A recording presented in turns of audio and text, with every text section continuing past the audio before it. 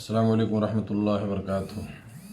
الحمد للہ رب العالمین والصلاة والسلام علی اشرف الانبیاء والمرسلین نبینا محمد وعلی آلہ وصحبہ اجمعین، اما بعد۔ محترم ناظرین کرام، دینی بھائیوں، اسلامی خواتین، آج بتاریخ 15 نومبر سن 2020 عیسوی فیس بک لائیو کے ذریعے آپ لوگوں سے مخاطب ہونے کا موقع ملا ہے، اور آج کے اس درس میں ایک بہت ہی اہم چیز کے بارے میں کچھ باتیں عرض کرنا چاہتا ہوں، اور وہ ہے قرض کے متعلق کچھ ضروری ہدایات۔ قرض کا معنی ہوتا ہے، لغوی معنی اس کا ہوتا ہے کاٹنا، اور شرعاً جو ہے شریعت میں اس کا معنی یہ ہوتا ہے کہ کسی کو فائدہ حاصل کرنے کے لیے مال دینا، کسی کو فائدہ حاصل کرنے کے لیے مال دینا۔ مثال کے طور پر ایک ضرورت مند آدمی یہ کہتا ہے کہ مجھے اتنا مال یا سامان یا جانور اتنی مدت کے لیے بطور قرض دے دیں، پھر میں اسے واپس کر دوں گا، اور وہ آدمی اسے دے دے، ہے نا؟ تو یہ قرض ہوا۔ یہ آدمی قرض جو لیتا ہے، پیسہ ہو یا دوسری چیزیں، تو اسے واپس کرنا رہتا ہے۔ قرض کا حکم میرے دوستو یہ ہے، جو بعض علماء نے لکھا ہے کہ قرض دینے والے پر قرض دینا جو ہے یہ مستحب ہے۔ اللہ رب العالمین نے فرمایا سورہ حدید میں، من ذا الذی یقرض اللہ قرضا حسنا فیضاعفہ لہ ولہ اجر کریم۔ کون ہے جو اللہ کو اچھا قرض دے اور اللہ اس کے لیے اسے بڑھائے، یعنی ثواب میں، اور اس کے لیے اچھا اجر ہو۔ اور نبی کریم صلی اللہ علیہ وسلم کا فرمان ہے، من نفس عن اخیہ کربۃ من کرب الدنیا نفس اللہ عنہ کربۃ من کرب یوم القیامہ۔ یہ صحیح مسلم کی روایت ہے۔ جو شخص اپنے بھائی سے دنیا کا غم و تکلیف دور کرتا ہے، کسی مسلمان کی پریشانی کو دور کرتا ہے، اس کی تکلیف کو دور کرتا ہے، اللہ قیامت کے روز اس کے غم اور تکلیف کو دور کر دے گا۔ تو اس کا یہ فائدہ میرے دوستو، قرض بھی اسی ضمن میں آتا ہے، کیونکہ یہ قرض مانگنے والا وہ جب کسی پریشانی میں ہوتا ہے، تکلیف میں ہوتا ہے، اور اس کے پاس مال نہیں ہوتا، یا جس چیز کی اسے ضرورت ہے وہ اس کے پاس نہیں ہوتی، تو وہ کسی کے سامنے جو ہے جا کے، مطلب وہ کسی کے پاس جا کے وہ قرض مانگتا ہے کہ بھائی مجھے دے دو، یہ میں آپ کو کچھ دنوں کے بعد لوٹا دوں گا جو ہے، ٹھیک ہے۔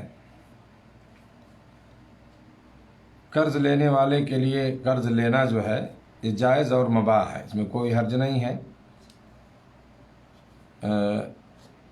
اور آپ جانتے ہیں کہ چونکہ اسلام میں سودی نظام جو ہے اس کو سختی سے اس سے منع کیا گیا ہے کہ سودی نظام اسلام میں نہیں چل سکتا، تو قرض جو ہے ایک ناگزیر جو ہے ضرورت ہے، کیونکہ اپنی ضروریات و حاجات کو پوری کرنے کے لیے کسی سے آپ کے پاس اگر وہ کچھ مال اسباب نہیں ہیں، تو قرض ہی ایک ایسا راستہ ہے کہ جس کے ذریعے سے وہ ضرورتیں پوری کی جاتی ہیں، ہے نا؟ کیونکہ سود تو مسلمان کے لیے لینا جائز نہیں، حرام ہے وہ، کہ وہ بینک سے سودی پیسہ نکالے یا سود پہ کچھ لے یا جو بھی چیز ہو۔ تو ہمارے سامنے صرف یہی ایک چیز باقی رہتی ہے کہ ہم قرض کا لین دین کریں۔ جو ایسے ضرورت مند ہیں، اگر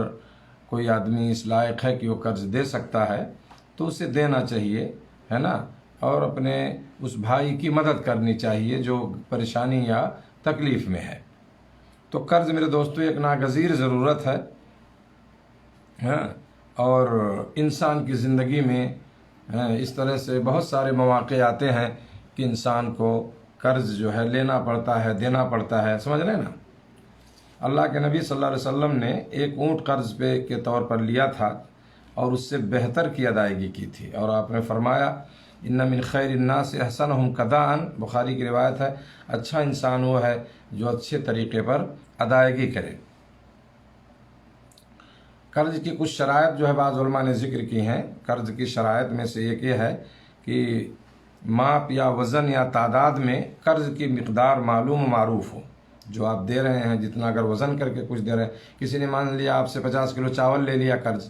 تو چیز معلوم ہونی چاہیے کہ آپ نے کتنا دیا ہے اس کو، ہے نا، یا گنتی میں آپ نے 10,000 روپیہ دیا کسی کو یا اور کوئی چیز دی تو وہ چیز معلوم ہونی چاہیے کہ آپ نے کتنا اس کو قرض دیا ہے۔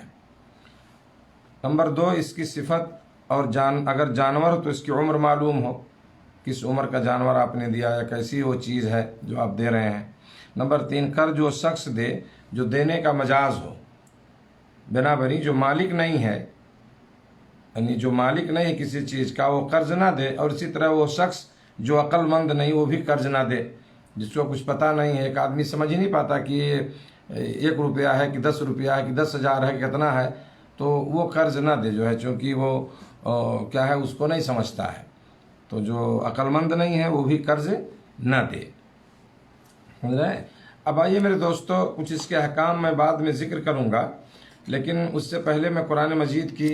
ایک آیت جو ہے سورہ بقرہ کی، جس میں قرض کے تعلق سے ہمیں کچھ رہنمائی کی گئی ہے، میں اس کو آپ کے سامنے وہ آیت اور اس کا ترجمہ یا اس کا مفہوم یا اس سے جو فائدہ ہمیں حاصل ہوتا ہے اس کو انشاءاللہ میں بتانے کی کوشش کروں گا۔ میرے دوستو، قرض کے تعلق سے آپ دیکھیں گے سورہ بقرہ میں، تو سورہ بقرہ میں پارہ نمبر 3 میں آیت نمبر 282 جو ہے،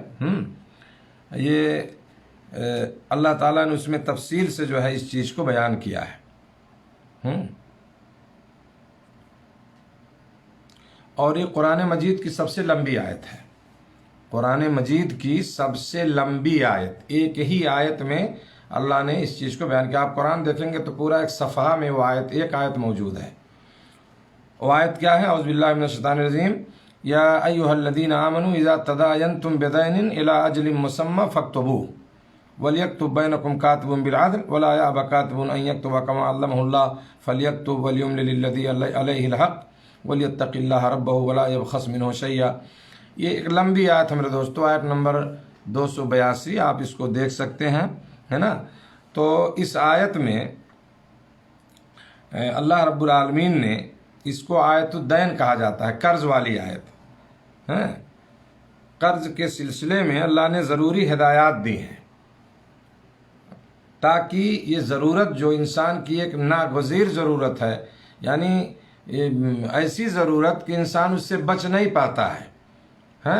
اپنی زندگی میں، مطلب اسے بہت سارے ایسے مواقع آتے ہیں کہ انسان کو قرض لینا پڑتا ہے، چاہے وہ 10 روپیہ لے، چاہے وہ 10 لاکھ لے، چاہے وہ 10,000 لے، سمجھ رہے ہیں نا، لیکن وہ قرض کبھی نہ کبھی اسے لینا ہی پڑتا ہے، کیونکہ اس کی ضروریات پوری نہیں ہوتی ہیں تو مجبوراً وہ اپنے دوست احباب رشتہ دار جس سے بھی ہو وہ قرض لیتا ہے۔ تو یہ ہدایات جو اللہ تعالیٰ نے اس میں دی ہیں وہ یہ ہے کہ تاکہ کیا ہے، یہ لڑائی اور جھگڑے کا باعث نہ بنے۔ میرے دوستو، آج جو ہے قرض کو آپ دیکھیں کہ قرض کا مسئلہ جو ہے نا اتنا اہم بن گیا ہے کہ عام طور سے لوگوں میں اس کی وجہ سے بگاڑ ہو جاتا ہے۔ تعلقات بہت اچھے ہوتے ہیں، سمجھ رہے ہیں نا، قرض لینے والے نے لے لیا اور بتا بھی دیا کہ ٹھیک ہے بھائی میں آپ کو 2 مہینے میں 4 مہینے میں میں دے دوں گا، لیکن سالوں گزر جاتا ہے وہ قرض نہیں دیتا ہے، سمجھ رہے ہیں نا۔ ایک تو اس کے ساتھ مجبوری بھی ہو سکتی ہے، کوئی بعید نہیں ہے کہ اس نے جو ٹائم دیا اتفاق سے اس کے پاس وہ رقم نہیں آئی، یا مطلب وہ اس لائق نہیں بنا کہ آپ کے قرض کو واپس کر دے، سمجھ رہے ہیں۔ تو کبھی تو مجبوری بھی ہوتی ہے، اور عام طور سے میرے دوستو ایسا بھی دیکھا گیا ہے کہ آدمی کے پاس پیسہ ہوتا ہے، اس نے آپ سے لے لیا، مان لیجیے 10,000 روپیہ، میں آپ کو 1-2 مہینے میں دے دوں گا، اور اس کے پاس پیسہ ہے لیکن وہ دینا نہیں چاہتا ہے، وہ دینا نہیں چاہتا ہے۔ لیتے وقت تو بڑی ضرورت تھی، بہت اچھا لگتا ہے، لیکن جب دینا ہوتا ہے میرے دوستو تو وہی چیز جو ہے ہمارے رشتوں کو خراب کر دیتی ہے، ہمارے تعلقات کو بگاڑ دیتی ہے جو ہے ہیں۔ اگر آدمی مجبوری میں نہیں دے رہا ہے، اس کے ساتھ مسائل ہیں، تو کوئی بات نہیں ہے، چلیے بھائی قرض دینے والا تھوڑے اسے اور ٹائم دے دے، اور انشاءاللہ اس کو ثواب ملے گا اس پر، سمجھ رہے ہیں نا، اس پر اسے ثواب بھی ملے گا، اس نے آسانی کی، نرمی کی، جیسا کہ اس کا حکم بھی کیا گیا ہے جو ہے کہ ہم اس طرح مقروض کے ساتھ تھوڑی آسانی کریں، نہیں دے پائے ٹائم سے، ٹھیک ہے بھائی آپ اس کو ٹائم دے دیے کہ چلو کوئی بات نہیں 1-2 مہینے میں دے دینا، ہے نا۔ تو لینے والے کو بھی سوچنا چاہیے کہ بھائی کسی طرح سے اس کو ادا کرے وہ، لیکن آپ کے پاس ہے، آپ دے سکتے ہیں، لیکن آپ دیتے نہیں ہیں یا آپ دینا نہیں چاہتے ہیں، ہاں، تو یہ مسئلہ خراب ہو جاتا ہے۔ اس لیے ان احکام کو سمجھنا ہمارے لیے ضروری ہے۔ تو آپ دیکھیں کہ اس آیت میں جو حکم دیا گیا، میں بھی اس کا ترجمہ بتاؤں گا آپ کو، اس کا حکم جو دیا گیا ہے اس میں سے پہلی چیز تو ہے کہ مدت کا تعین کر لیا جائے، کب وہ واپس کرے گا، 2 مہینہ 4 مہینہ۔ دوسرا یہ ہے کہ اسے لکھا جائے، لکھا جائے اس کو، جو آپ قرض دے رہے ہیں اس کو لکھیے، یہ حکم ہے اللہ رب العالمین کا۔ اور تیسرا یہ ہے، یعنی تیسری بات جو اس کے تعلق سے، تیسری ہدایت کہہ لیں کہ اس پر 2 مسلمان مرد کو، یا اگر 2 مسلمان مرد نہیں ہیں تو 1 مرد اور 2 عورتوں کو گواہ بنایا جائے،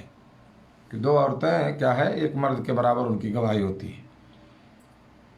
ان کو گواہ بھی بنایا جائے، یعنی 2 لوگوں کو آپ گواہ بنائیے، 2 مردوں کو، یا اگر اس وقت جب آپ دے رہے ہیں 2 مرد نہ ہو اتفاق سے،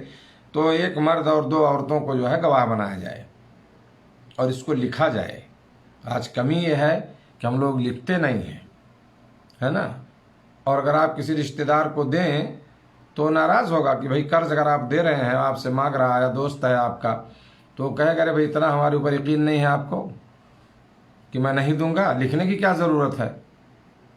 نتیجہ یہ ہوتا ہے کہ بہت سارے لوگ جو ہے انکار کر جاتے ہیں، ہے نا، کہ کہاں آپ نے مجھے دیا تھا، یا اگر آپ 50 دیے تو کہے گا آپ نے 10 ہی دیا ہے، آپ کے پاس کوئی ثبوت نہیں ہے، سمجھ رہے ہیں نا۔ تو یہ اس سے ہمیں منع کیا گیا ہے، اور یہ بالکل جو ہے میرے دوستو، ہے نا، ایسا نہ کرنے سے بہت سارے مسائل ہمارے سامنے آتے ہیں اور تعلقات خراب ہوتے ہیں، جھگڑے لڑائی کی نوبت آتی ہے، مقدمہ تک کی بات آ جاتی ہے، سمجھ رہے ہیں۔ آئیے ہم دیکھتے ہیں اس آیت میں اللہ نے کیا فرمایا۔ اللہ رب العالمین نے فرمایا، یا ایھا الذین آمنوا اذا تداینتم بدین الی اجل مسمی فاکتبوہ، اے ایمان والو جب تم آپس میں ایک دوسرے سے میعاد مقرر پر قرض کا معاملہ کرو، سمجھ رہے ہیں نا، ایک دوسرے سے میعاد مقرر پر قرض کا معاملہ کرو تو اسے لکھ لیا کرو، اسے لکھ لیا کرو، اور لکھنے والے کو چاہیے کہ تمہارا آپس کا معاملہ عدل سے لکھے، سمجھ رہے ہیں نا، یہ میں آیت کا ترجمہ بتا رہا ہوں آپ کو۔ کاتب کو چاہیے، یعنی جو لکھ رہا ہے، کہ لکھنے سے انکار نہ کرے، اگر کوئی لکھنا جانتا ہے تو لکھ دے، وہ انکار نہ کرے کہ آپ نے بلایا کسی کو، آپ لکھنا جانتے ہیں خود لکھ لیجیے، اگر نہیں ہے تو آپ نے کسی کو بلایا، تو لکھنے والے کو چاہیے کہ وہ انکار نہ کرے، جیسے اللہ تعالیٰ نے اسے سکھایا ہے، بس اسے بھی لکھ دینا چاہیے، اور جس کے ذمے حق ہو وہ لکھوائے، اور اپنے اللہ تعالیٰ سے ڈرے جو اس کا رب ہے، اور حق میں سے کچھ گھٹائے نہیں، ہے نا۔ تو یہاں کیا ہے کہ جس کے ذمہ حق ہو وہ لکھوائے، مطلب اس سے مراد کیا ہے، مقروض ہے، یعنی جو قرض لے رہا ہے، ٹھیک ہے، یعنی وہ اللہ سے ڈرتا ہوا رقم کی صحیح تعداد لکھوائے، کتنا آپ لے رہے ہیں، ہے نا، اس کو صحیح تعداد لکھوائی جائے، اس میں کمی نہ کرے۔ آگے اللہ نے فرمایا کہ یہ مقروض اگر کم عقل، آگے میں بتا رہا ہوں آپ کو کہ اس میں یہ ہے کہ جس کے ذمہ حق ہو لکھوائے، اور اپنے اللہ سے ڈرے جو اس کا رب ہے، اور حق میں سے کچھ گھٹائے نہیں۔ ہاں، جس شخص کے ذمہ حق ہے وہ اگر نادان ہو یا کمزور ہو یا لکھوانے کی طاقت نہ رکھتا ہو تو اس کا ولی عدل کے ساتھ لکھوا دے،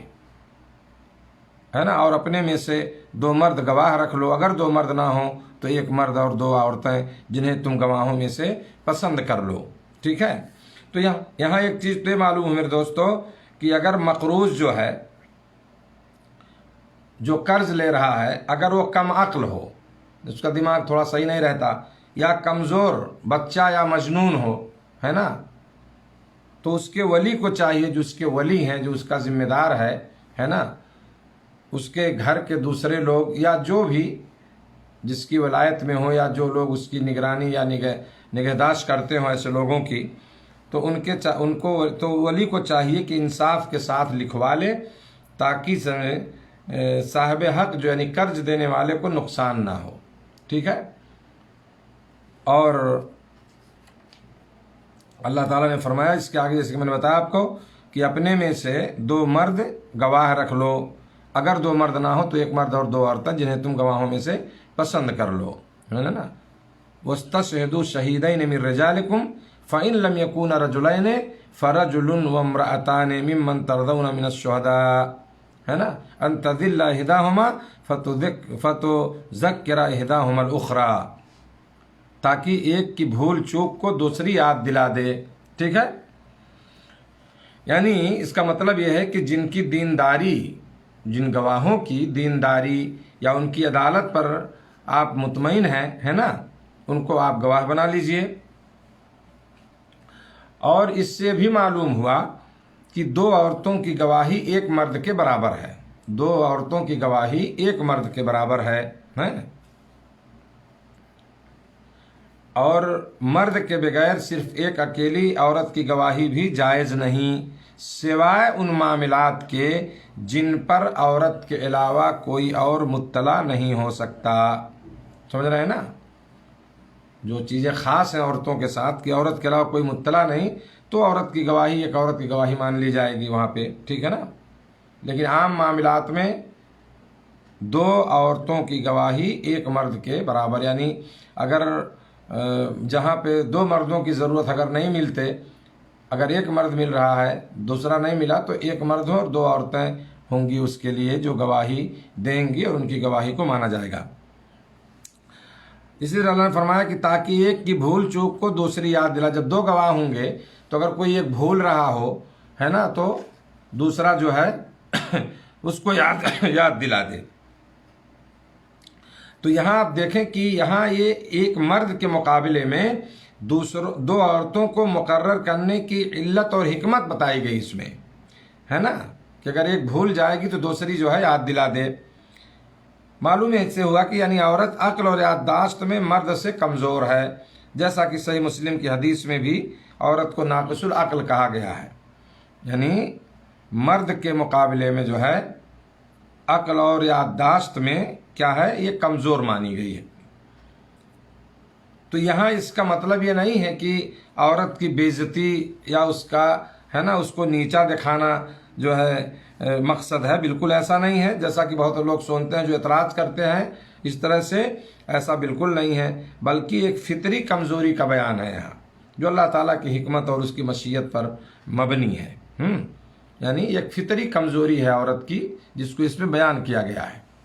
ٹھیک ہے، اس کا مطلب نہیں کہ ساری عورتوں کا یادداشت صحیح نہیں ہوتا، بہت سی عورتیں ایسی ہیں جو مردوں سے بہت ٹیلنٹ ہوتی ہیں، ان کی یادداشت اور ان کا ذہن بہت ساری چیزیں، لیکن عام طور پر آپ دیکھیں گے، ہے نا، تو عورت جو ہے عقل اور یادداشت میں مرد سے کمزور ہے۔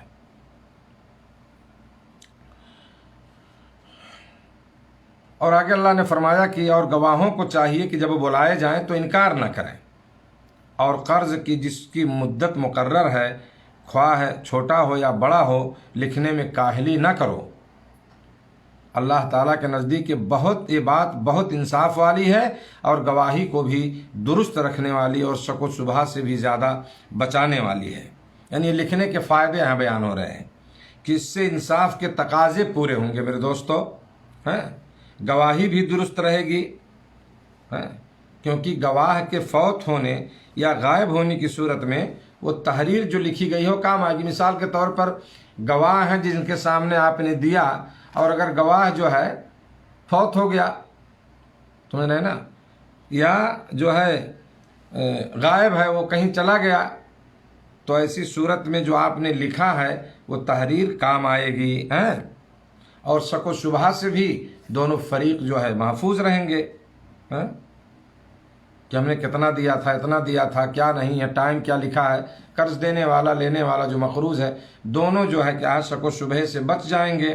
کیونکہ شک پڑنے کی صورت میں اگر شک و شبہ ہو تو تحریر دیکھ کر جو لکھا گیا ہے نا، وہ شک دور کر لیا جا سکتا ہے، سمجھ رہے ہیں؟ یہ اس کا فائدہ ہے لکھنے کا۔ تو یہ چیز میرے دوستو اللہ نے حکم دیا ہے اور ہمیں اس کو لکھنا چاہیے، اس میں شرم نہیں کرنی چاہیے، اور آپ سمجھانا چاہیے، اگرچہ آپ کا رشتہ دار ہو یا جو ہے نا آپ کا دوست ہو، جو بھی ہے قرض لے رہا ہے، اس کو لکھیے آپ اور 2 گواہ کو رکھیے وہاں، ٹھیک ہے؟ تاکہ خود آپ دینے والا اگر خدا نخواستہ انتقال کر گیا، اس کے بچوں کو نہیں معلوم ہے،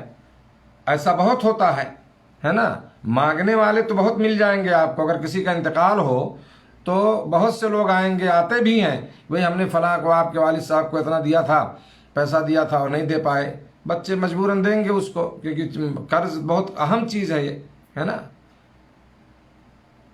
لیکن آپ کو ایسے بہت کم لوگ ملیں گے، میں نہیں کہتا کہ نہیں ہے،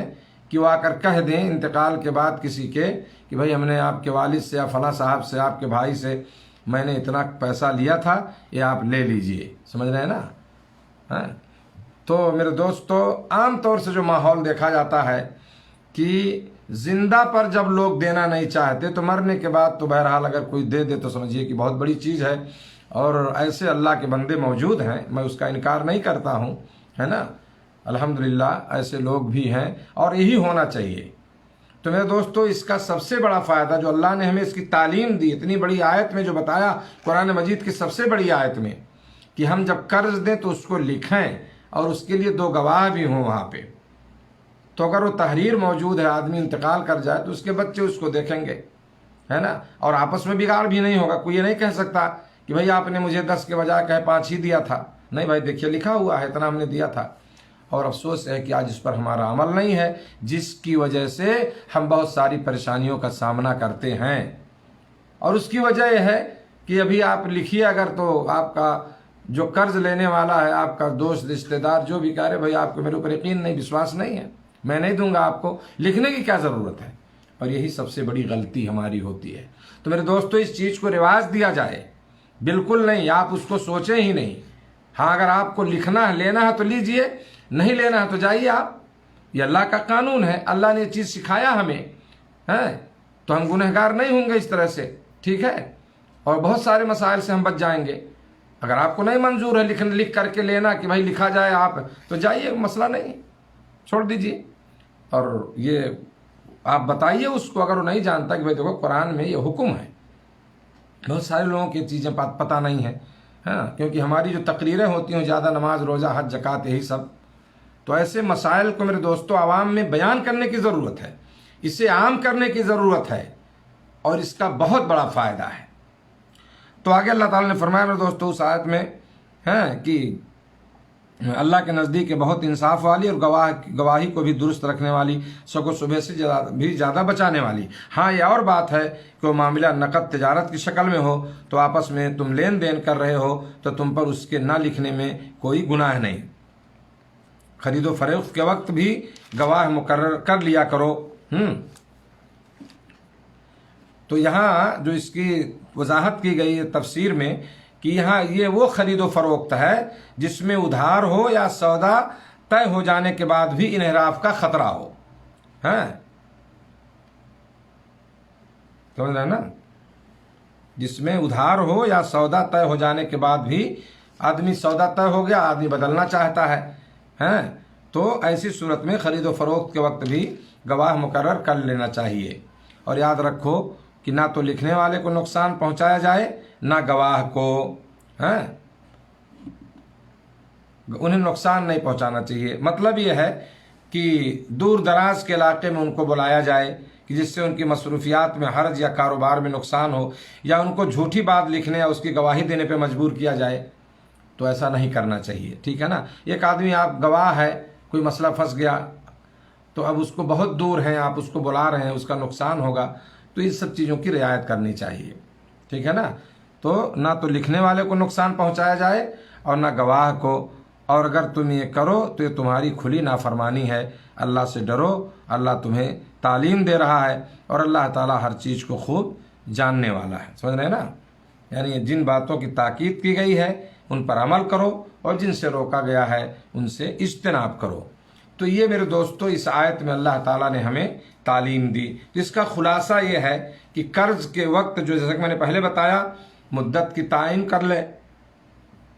कब देंगे वो उसको, या इसी तरह से उसे लिखा जाए जो कर्ज आप दे रहे हैं। और तीसरा यह है कि उस पर 2 मुसलमान मर्द को या 1 मर्द और 2 औरतों को गवाह बनाया जाए। ठीक है,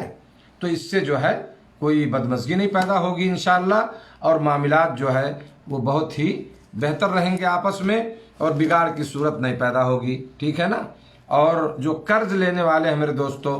है ना, वो भी इस चीज़ का ख्याल रखें कि जिस मुद्दत तक के लिए उन्होंने लिया है कोशिश करें कि वो उसमें अदा कर दें। हाँ, अगर किसी मजबूरी की वजह से वो उस वक्त नहीं दे पाते हैं जो टाइम उन्होंने दिया था, तो अच्छी तरह से जाकर मिल लें उससे, है ना, जो साहिब हक है यानी जो कर्ज देने वाला है, कि भाई ऐसा है कि मैंने बहुत कोशिश की लेकिन मैं नहीं दे पाया, मेरे साथ बड़ी मजबूरियां हैं, थोड़ा मुझे और टाइम दे दीजिए। समझ रहे हैं ना।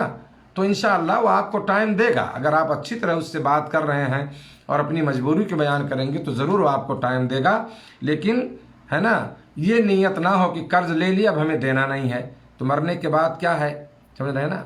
बहुत मसला होगा मेरे दोस्तों। जैसे बहुत सारी हदीसों में जो है इस तरह से, है ना, इसके बारे में ताकीद की गई है कि आदमी कर्ज को दे दे, जो है उसका मामला मुअल्लक रहता है ना देने पर। समझ रहे हैं ना।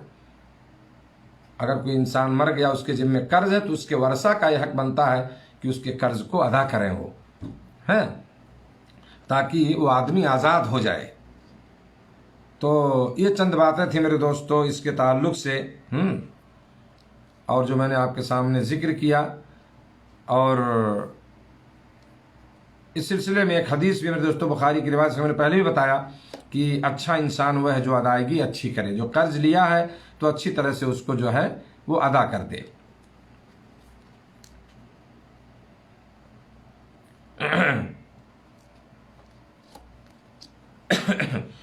तो बहरहाल ये चंद बातें थीं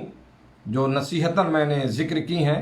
कर्ज के ताल्लुक से, जो कुरान मजीद सूरह बकरा की वो आयत है उसकी रोशनी में। मुझे उम्मीद है कि इंशाअल्लाह बात मेरी वाज़ेह हो चुकी होगी, और अल्लाह से मैं दुआ करता हूँ कि अल्लाह ताला हम सबको इन बातों पर अमल की तौफीक अता फरमाए, इस पे अमल किया जाए और इस बात को आम किया जाए। और समझ रहे हैं ना, ये ऐसी चीज़ें हैं मेरे दोस्तों कि बहुत सारे लोग नहीं जानते हैं, तो आप इसको शेयर करें और अपने दोस्त अहबाब को बताएं, है ना। ये मसाइल जो हैं हमें दीन के सीखना बहुत ज़रूरी है, क्योंकि हमारी ज़िंदगी से इनका बड़ा गहरा ताल्लुक़ है, और आए दिन हम अपना कर्ज का लेन देन करते रहते हैं। तो इन बातों को हमें रियायत करनी चाहिए, और इसी रोशनी में जो हमें कर्ज का लेन देन करना चाहिए। अल्लाह हम सबको इसकी तौफीक दे। वजज़ाकुमुल्लाहु खैरन। अस्सलामु अलैकुम व रहमतुल्लाहि व बरकातुहू।